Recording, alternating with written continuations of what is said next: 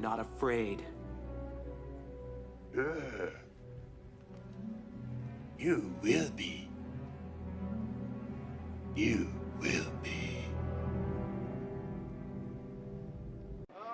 Damn you! God damn you all to hell! Travis Wayne Goodsell. Unable to sleep. I'm too hyped up, I guess, about filing the additional evidence.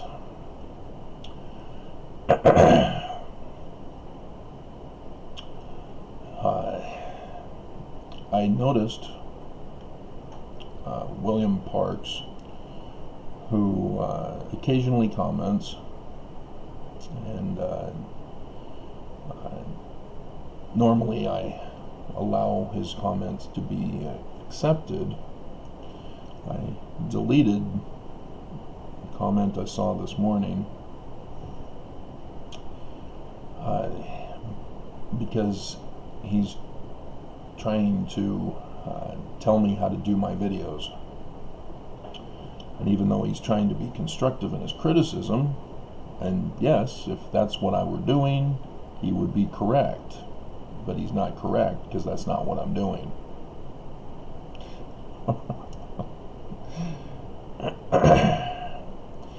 The topic of Mormonism is one that has so many branch-offs that you can't just focus on one issue.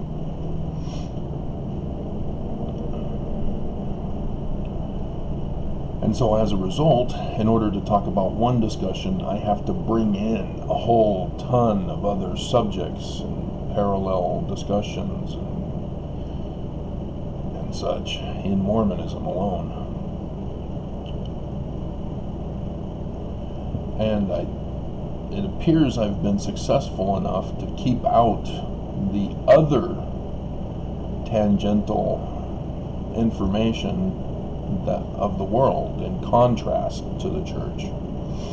That's why I focus on Mormons, so that I don't have to go into more detail to explain to everybody's understanding of their own religion or belief systems. But I've done the video where I explain I am a product of Mormonism. My whole character, my personality, my attitude comes from being Mormon. Have you not read Joseph Smith's works? Have you not read the King Follett Discourse? I defy all the learned men.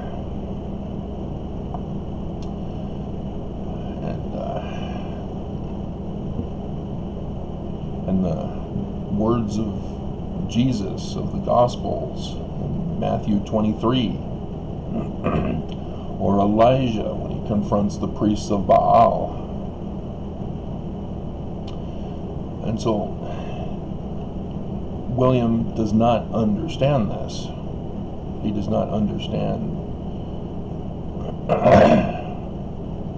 that Joseph Smith has formed and shaped who I am and my manner of speech and my manner of presentation of Mormonism.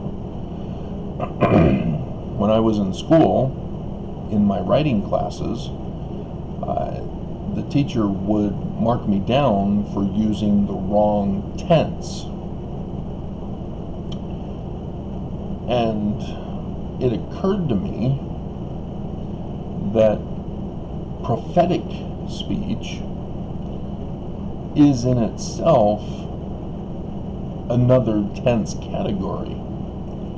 Because even though you only have past, present, and future tenses that are available, prophetic speech is present tense about the future, and sometimes even the past. But it's in present speech about the past or about the future. And it was Joseph Smith, for the most part, that helped me develop that prophetic speech pattern. And so when William complains that I am going off on tangents, as he calls them, rabbit holes, which rabbit holes are traps, William. I don't set traps, but I understand he didn't mean it to be that way. But that's what rabbit holes mean, is that somebody's purposely distracting from the topic at hand to lead somebody down a rabbit hole away from the topic at hand. And that's not my intention. My intention is to stay on topic, but the topic involves a whole bunch of other stuff to understand the one topic. So there is a difference, William. But again, that's exactly how Joseph Smith does his revelations.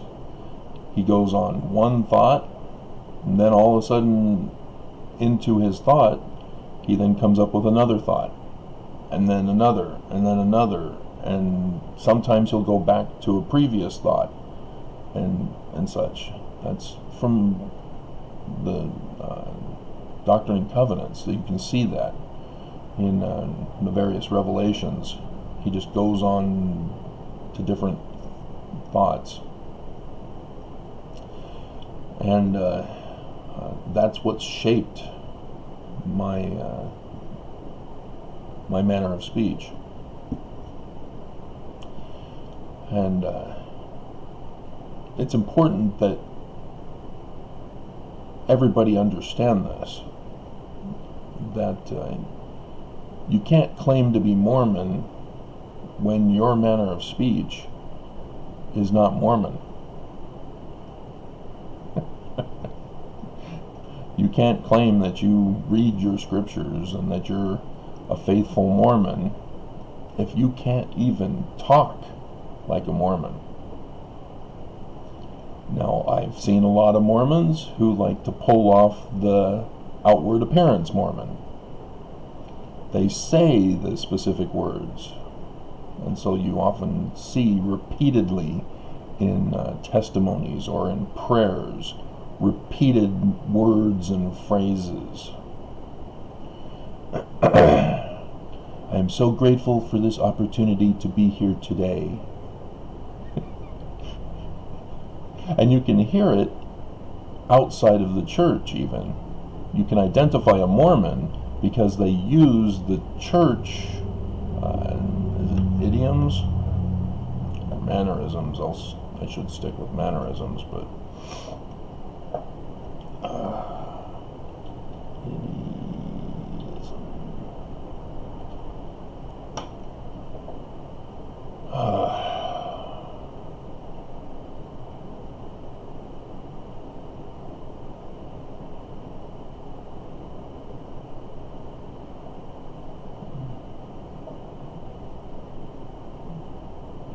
an expression whose meaning is not predictable from the usual meaning. Okay, it's not an idiom then. So mannerism. And that's how Mormons are able to identify other Mormons, is by the manner of speech. And that's why you'll hear grannies in the Mormon church complain that something is not positive. It's not faith promoting, as the church now calls it, to dismiss criticism of the church, is because of the primary song, "If by chance you meet a frown, do not let it stay. Quickly turn it upside down and smile the frown away. No one likes a frowny face. Change it to a smile." And so in Mormonism, that one concept of latter-day doom, which we are in, is unacceptable to Mormons. That's how the church has twisted the church around. They have purposely turned Mormonism into a faith-promoting experience only, and we are no longer the Latter-day Church. So for William, what is the central theme in all my videos? So that you can understand as I go down different paths to connect to the topic, which I thought the baby picture for the agency True Mormon video, Mormonism 101, as I tangent again, I thought that was so cute. The baby's sad because she was fed carrots instead of peas. So cute. Babies are awesome. But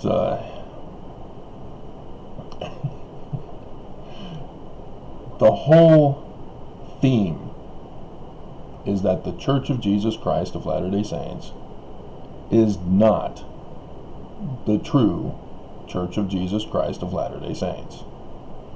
That's simple. That's it. That's all. All these videos, that's the one theme behind all of them. It's not true. It's not theirs. The current administration usurped it from Joseph Smith. It doesn't belong to them. And how do I know that? All the videos and the tangential paths that I go down. All of it is the evidence against the church. That's why I only use Mormon scriptures. That is the standard of judgment. And they fail. Time and time and time again. And so, what church are they then? They themselves tell us on the keystone of the art of the door of the Salt Lake Temple. And a keystone symbol, if something is put there as the symbol, means that that is the doctrines and precepts that are taught within that building. And what symbol is it? The Star of Lucifer. That's not me making that up. That is the fact. There is no other interpretation of it. It's not open for debate as to what it means. Everybody in the universe knows what it means. It's a falling star. It is not a regular star. It is a falling star. It is pointing down. It's falling. That's the whole intention and purpose of its use with Lucifer. Because Lucifer in Isaiah is the falling star. How art thou fallen from heaven, O Lucifer, son of the morning?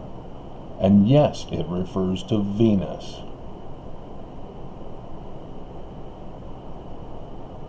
Because Lucifer, as Venus, fails to become the Christ, the morning sun, who rises to become the noon sun, Emmanuel. That's the Egyptian god Amun.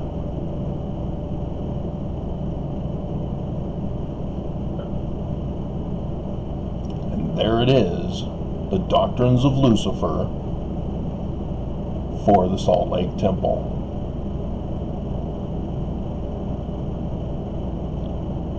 There it is on the Eagle Gate, designed by his son, Don Carlos Young, to be the gateway into the property of Brigham Young.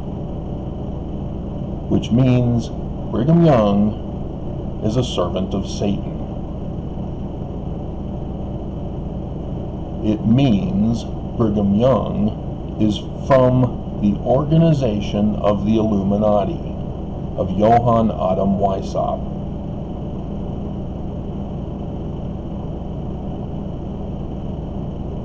It means he usurped Joseph's organization. And I've gone over all of that.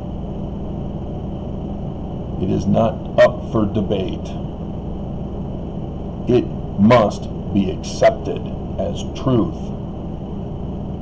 You can't redefine what is already set in stone, literally and figuratively.